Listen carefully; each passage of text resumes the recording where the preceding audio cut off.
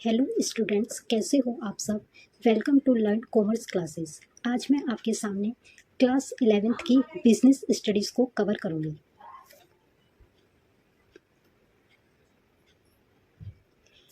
जिसमें हम unit first को पढ़ेंगे। Nature and purpose of business, business का क्या उद्देश्य है और उसकी क्या विशेषताएं हैं, इसके बारे में बताया गया है। तो देखिए, इस यूनिट फर्स्ट का सब टॉपिक स्टार्ट करते हैं, जिसमें हम पढ़ेंगे history of trade and commerce in India, मतलब कि भारत में व्यापार एवं वाणिज्य का इतिहास के बारे में जानेंगे। तो इस टॉपिक को शुरू करने से पहले मैं आपको कुछ बेसिक बिजनेस की टर्म्स समझाऊंगी, जो कि बार बार आपसे हर चैप्टर में पूछे जाएंगे। आप कंफ्यूज ना हो, इसी वजह से पहले मैं वो बेसिक टर्म्स को क्लियर करूंगी, जैसे कि ट्रेड क्या होता है, कॉमर्स क्या होता है, होलसेलर किसे कहते हैं, रिटेलर किसे कहते हैं, मैन्युफैक्चर किसे कहते हैं। अगर आपने ये बेसिक टर्म्स समझ ली तो आपको, मान लीजिए, बिजनेस करना आ जाएगा रियल लाइफ में भी। देखिए, ट्रेड का मतलब क्या होता है, आपको पता होगा पहले के टाइम पर लोग भारत में किस तरीके से व्यापार करते थे। पहले जब व्यापार किया जाता था तो वो बहुत ही बार्टर सिस्टम के थ्रू लोगों को किसी भी चीज़ की ज़रूरत पड़ती थी तो वो बार्टर सिस्टम का यूज़ करते थे। फिर धीरे धीरे इंडिया के अंदर डेवलपमेंट हुआ, फिर वो किस टाइप का व्यापार करने लगे, जैसे कि गाय का दूध बेचना, भैंस का दूध बेचना, बकरी का दूध बेचना।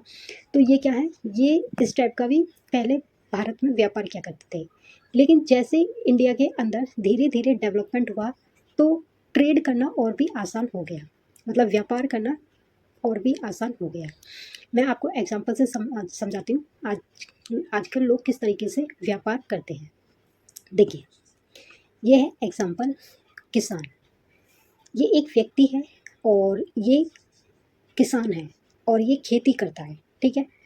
तो जो किसान है ये अपने खेत में आम बोता है और जैसे ही आम कच्चे आने शुरू हो जाते हैं पेड़ पर, तो ये उन आमों को तोड़ता है और अपनी वाइफ को देता है कि तुम इसका अचार बना दो, मैं इसको गाँव में बेच आऊँगा। तो इसकी वाइफ क्या करती है, अचार बनाती है। अचार बनाते समय वो बहुत सारी बातों का भी ध्यान रखती है कि अचार ख़राब नहीं हो जाए, सालों साल चले। तो ऐसी कुछ बातों का ख्याल रखती है, ठीक है। अच्छे क्वांटिटी का तेल इस्तेमाल करती है, ठीक है। तो यही कहलाता है आपका ट्रेड। ट्रेड का मतलब होता है व्यापार, यानी कि और सर्विसेज को बाइंग एंड सेलिंग करना। जैसे कि मैंने एग्जांपल में अभी बताया कि किसान ने अचार बनवाया, वो अचार बनकर तैयार हो गया और किसान ने उसको छोटे छोटे गांव में बेचना शुरू किया। लेकिन ये तो ट्रेड है, ठीक है।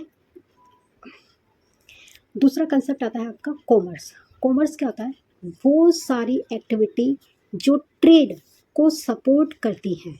जैसे कि किसान इस अचार को कैसे ले गया, साइकिल से ले गया, ठेले से ले गया, या फिर इसने कोई टेम्पो बुक किया था उससे ले गया।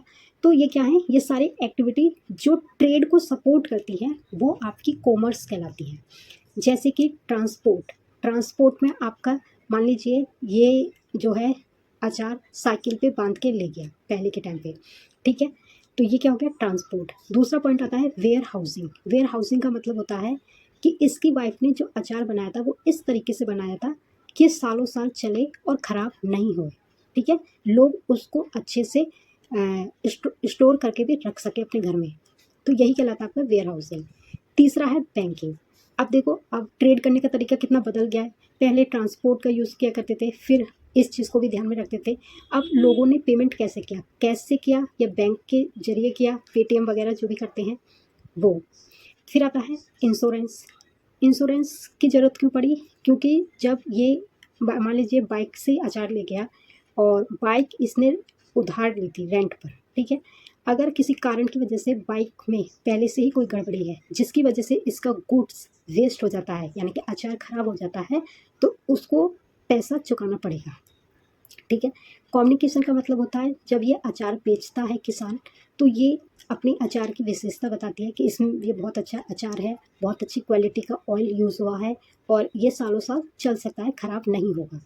तो यही कहलाता है आपका कॉमर्स। कॉमर्स में ये सारी चीज़ें आ जाती हैं, आपको ये भी याद रखना है, वो सारी एक्टिविटी जो ट्रेड को सपोर्ट करती हैं। नेक्स्ट पॉइंट आता है होल सेलर। होल सेलर कौन होते हैं? होल सेलर को हिंदी में कहते हैं थोक विक्रेता, जो गुड्स को लार्ज क्वांटिटी में खरीदता है। मतलब कि रिटेलर जो होता है वो सेलर होता है। अगर सेलर को सामान की ज़रूरत है तो वो डायरेक्ट होल सेलर से खरीदता है, बहुत सारा सामान इकट्ठा खरीदता है, एंड यही कहलाता है आपका रिटेलर। ठीक है, होल सेलर का काम क्या होता है? गुड्स खरीदता है। ठीक है, किससे खरीदता है? मैन्युफैक्चर से। ठीक है, और रिटेलर किससे गुड्स खरीदता है? होल सेलर से खरीदता है। तो पहले ये चीज़ क्लियर कर लो, रिटेलर को सेलर कहते हैं।